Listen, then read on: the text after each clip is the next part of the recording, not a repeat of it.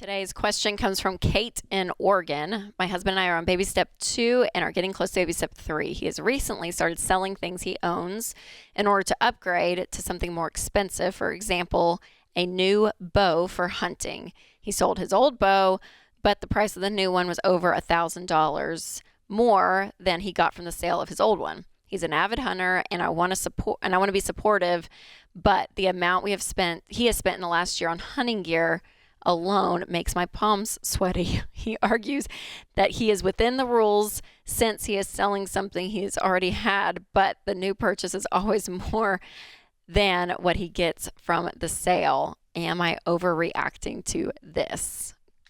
No, you're not overreacting, Kate. You guys are still in debt. You're getting close to baby step 3, but until you guys are out of baby step 3, you are selling things in order to get the cash from the sale to put towards debt, not to go buy new stuff. So, no, I don't think you're overacting. I think he's wrong in this. He can still hunt with the things he has and still enjoy the hobby, but you don't have to go and purchase new stuff right now where you guys are at. I wouldn't. I would wait till after baby step 3, then he can upgrade some stuff if he wants. But he needs to sell stuff in order to put that money towards debt or towards the emergency fund, not to buy something new. That's the exact correct tactical answer on what he should be doing. The problem with this is not what he should be doing. The problem with this is why. He's acting like a little boy and you're acting like his mommy. He needs to man up and decide that that the two of you as a couple, like two freaking adults, are trying to accomplish a goal together. And then he doesn't have to run whining for permission to buy a bow to go hunting.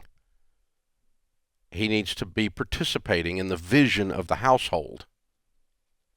And once he decides that the two of you are trying to accomplish a goal that's worth it, then it turns around the other way and we start selling guns and hunting gear. And I'm a gun guy and I have way too many of them. My wife is a purse woman and she has way too many of them. But none of those things are getting in the way of our future vision that we have for the Ramsey household as a couple. Because that's more important than a bunch of crap. Purses and guns and bows and stuff that we all collect. Okay?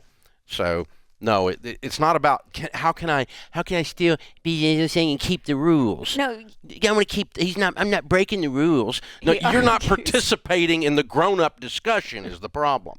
You need to get your butt in gear. I know, but what and is participate in the grown-up discussion. Yes, but he's not the one asking the question. I know, but Kate that's is. the point. I mean, so the point is, Kate, it's not. Can we blow a whistle with a striped shirt and throw a flag? He's out of bounds. He's out of bounds in not the bow that he purchased. He's out of bounds in the fact that he even wanted to purchase the bow because he's completely not plugged into the bigger picture, the future, the vision for this house and this couple. That's where he's out of bounds. So that's where I'm throwing the flag. And that means that, no, you don't upgrade your hunting equipment when you're in debt. Good God. No. And I'm all for you getting your stuff, guys. I want you to go do stuff. I go do guy stuff all the time. I believe in it. I think that's a big deal. And if you want to go hunting, that's great. Go hunting, but you got a bow. And it wasn't the lack of a bow that caused you to miss that last deer. It was the fact you didn't crawl up on it right. That was the problem. It was you. It's not the arrow. It's the guy shooting it. So there we go. All right. Man, he just, I think insulted your husband. No, I mean, this is, this. Here. I know, I hear you, and I agree. I totally agree. Okay, but listen, there are people, there are millions of people right now, and I bet half of them are thinking that I have a spouse like that, though. I have my wife won't do it. So the point is you got to you have to talk about not, the discussion is not about the bow. Yes. The discussion is about the vision. And the lack of it. But if he will not, then that's a marriage issue that's really deep, because you are married to a little boy and not a man. You're married to a little princess and not a woman, because you step in beside your spouse, you put your shoulder in the wheel, and you lift to go do the things that matter for your house. And instead of just like, how little can I get away with so she won't nag me? Oh my God, what are you, in a sitcom? I mean, go have no. This lack of vision from either spouse, it doesn't matter. Yeah, you're right. My point is, it's not a It's not a hunting gear problem. It's a vision problem. And if you can't solve that, then you really, at the core of it, you have a marriage problem. Because I will never tell you in any circumstance to babysit your spouse.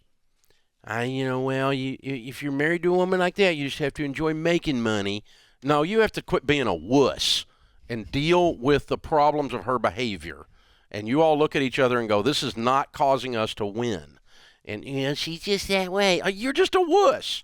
Deal with the stuff, And it's not being mad at you, but you cannot dance around it. It's like, how can I manage our household in such a way to prepare for divorce? You can't. You get divorced, it's a freaking financial nightmare.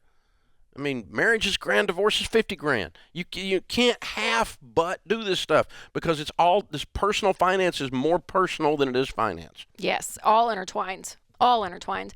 And for couples, though, it's a lot of people, they don't even have that discussion of what's the vision of our household. Where do we want to be? Like that's not a normal discussion for a lot of people. No, it's not. But the encouraging thing is to sit down and push into the awkwardness. Like, right? Like if you've never had that discussion, it's going to be awkward. It's going to be fun. Like you're not going to know exactly what you're doing, but start the conversation, start talking about it. Because to your point, it's not just the money issue.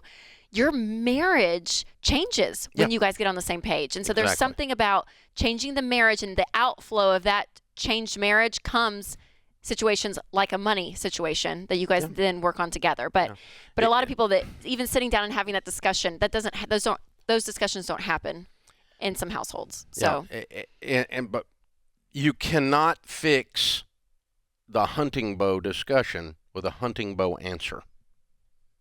Because the hunting bow discussion is not the problem, it's the symptom. Yep. The problem is we're not both being grown-ups aimed at a big, noble goal that's big enough to cause me to put my items, my selfish thing that I want down to the side for a few moments so that we accomplish some bigger goals. In my marriage, and that's selflessness. That's a... Yeah, and that's how the heart of marriage. That's how marriages get healed all the time in Financial Peace University. Yep. I mean, I've had people tell me for years, we've been to 6 marriage counselors, and then we went through FPU, and it saved our marriage. Because we force you to have a vision for the future together. We're going to be up in your grill.